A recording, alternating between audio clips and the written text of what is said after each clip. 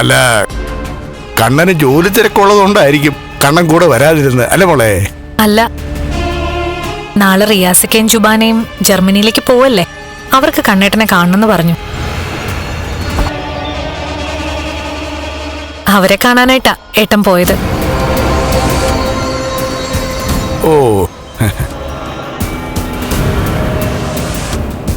ദുർഗേ, റിയാസും ആനന്ദും ഒക്കെ കണ്ണന്റെ ചങ്കു കൂട്ടുകാരല്ലേ? ഓ അതെ അതെ, അതുകൊണ്ട് അവൻ ഇനി തീറ്റയും കുടിയൊക്കെ കഴിഞ്ഞ് കുറച്ച് വൈകിട്ടേ വരത്തുള്ളായിരിക്കും. ആ, രാത്രിയായിട്ടേ വരുമെന്ന് കണ്ണേട്ടൻ പറഞ്ഞിരുന്നു, അവർക്കൊപ്പം കഴിച്ചിട്ട്. അതുകൊണ്ട് രാത്രിയിലത്തെ ഫുഡ് എടുത്ത് വെക്കണ്ടെന്നും പറഞ്ഞു. ഓ എന്നാ പിന്നെ മോള് ചെല്ലേ, അടുക്കള ജോലിയുള്ളതല്ലേ. ചെല്ലേ. അതെ.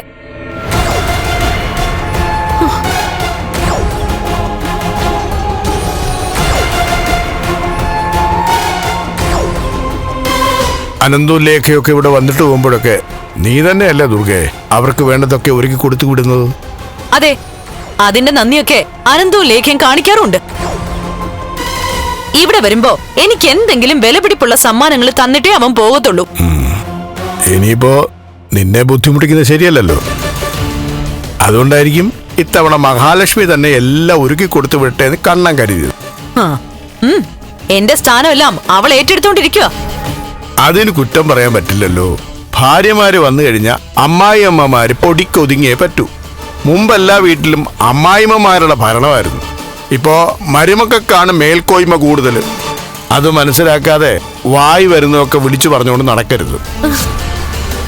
എല്ലാം കണ്ണന്റെ പേരിലായി പോയില്ലേ? അല്ലെങ്കിലേ ദേ അടുക്കളയിൽ നമ്മള് പുറത്തിറങ്ങില്ലായിരുന്നു.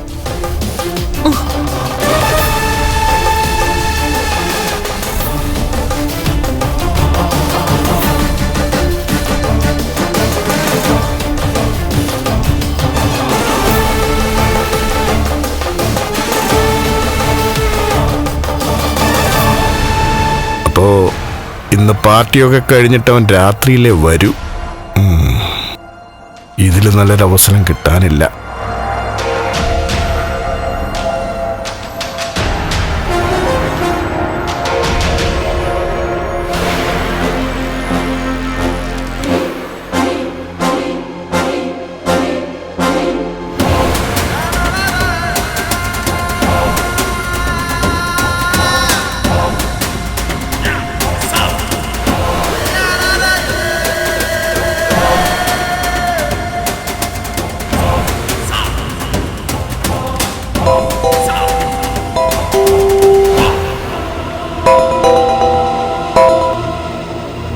ആ മാമേടാ, പറ്റിയൊരവസരം വന്നിട്ടുണ്ട്.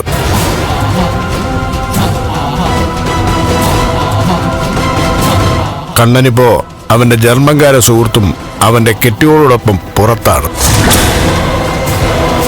അവൻ ഏത് ഹോട്ടലിലാണെന്നും അവൻ സഞ്ചരിക്കുന്ന റൂട്ട് ഏതാണെന്നും ഞാനൊന്ന് അറിഞ്ഞു വെക്കാം.